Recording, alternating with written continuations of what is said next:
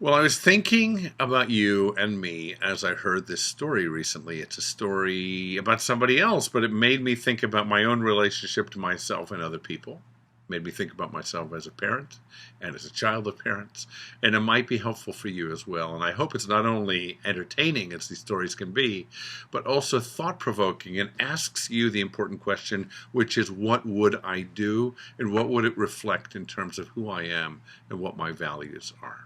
We're in Elul, the last month of the Hebrew calendar, which means right now as we prepare, and we are preparing for Rosh Hashanah and Yom Kippur, the work that we do is holding a mirror up to ourselves every single day and saying, let me take the time in this month to find myself and truly see myself for all that I am, all that is beautiful and all that is misshapen.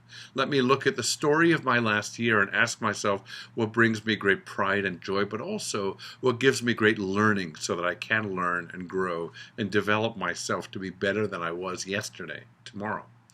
So let me tell you a story that has nothing to do with Elul, but everything to do with Elul and all of us.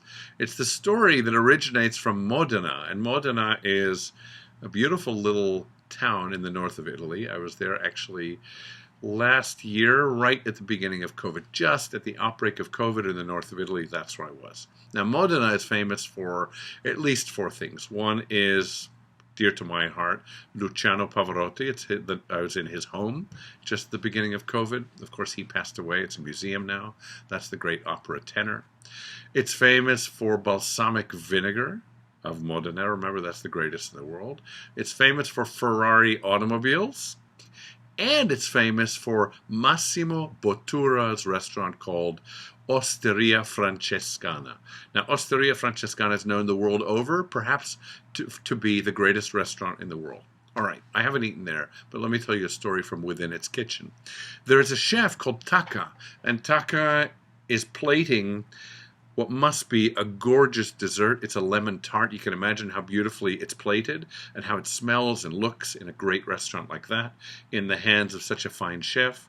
And just as Taka lifts the plate to take it out to the customer, the door swings open. Bottura, the owner of the restaurant, the great chef, walks in and somehow, maybe startled or maybe just loosening his grip on the plate, Taka drops the plate to the floor and it breaks. Pieces go in different directions of the plate and, of course, of the lemon tart as well.